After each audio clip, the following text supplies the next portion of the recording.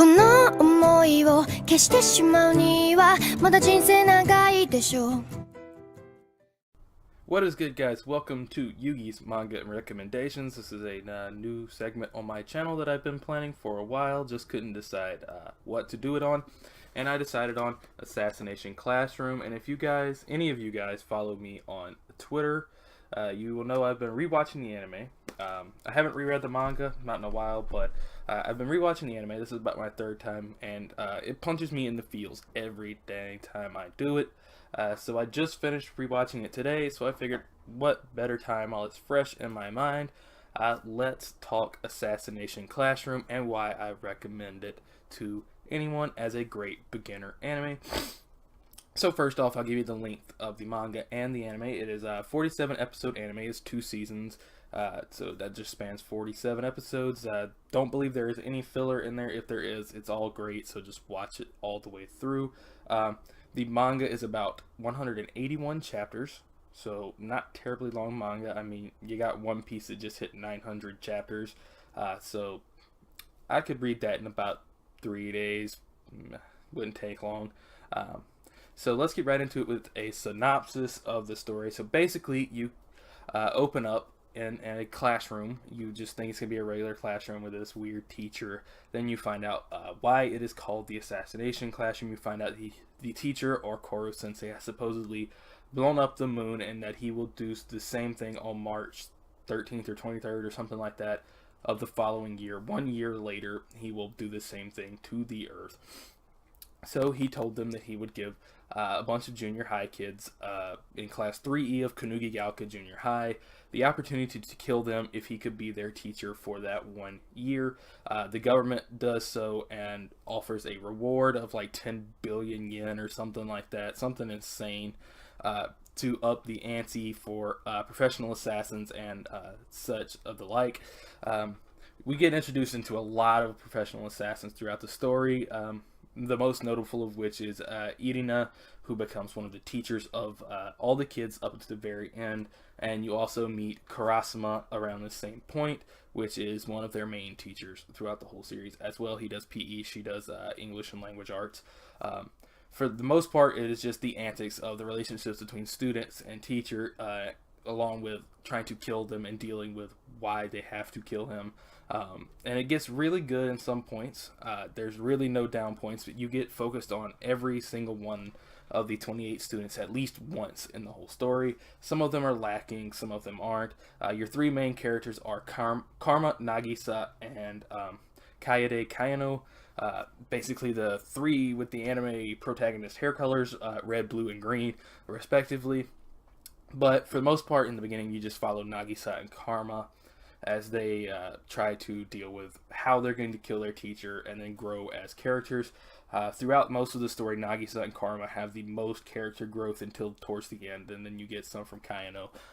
But you also have some other really interesting characters. I mean, there's 28 students. Everybody should be able to find a character they like and really resonate with. I'm sorry if the camera keeps auto-focusing for some reason, so that is basically your plot up to the very end. I really don't want to give spoilers, so if this sounds interesting, it's really a lot of comedy in there, a lot of action, and it's slice of life at its core, I would guess, with a splash of shonen. I believe this did air in Shonen Jump.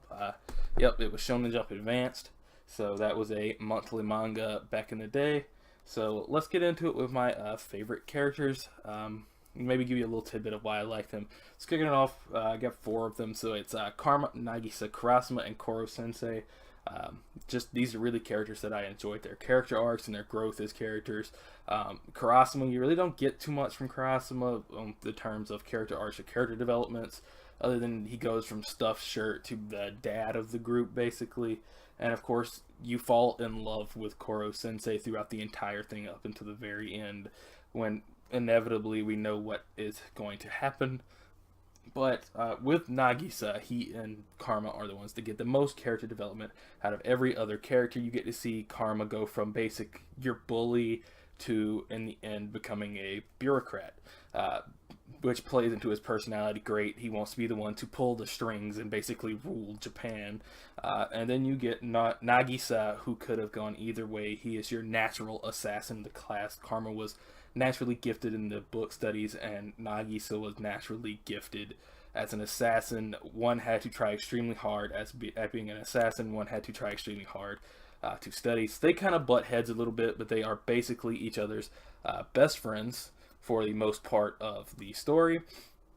But Nagisa is a character that you could have seen go multiple ways, and for a long time it makes you think Nagisa will walk the path of an assassin once everything is all said and done.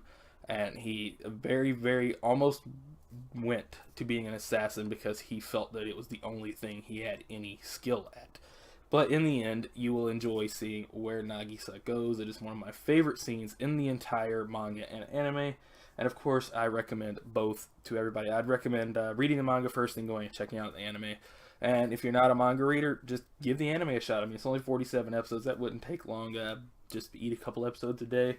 So let's go give you a few of my favorite episodes of the entire anime. So start off with Karma time, and that is like episode 3 or 4. And that is when we introduce Karma and find out his personality quirks and stuff.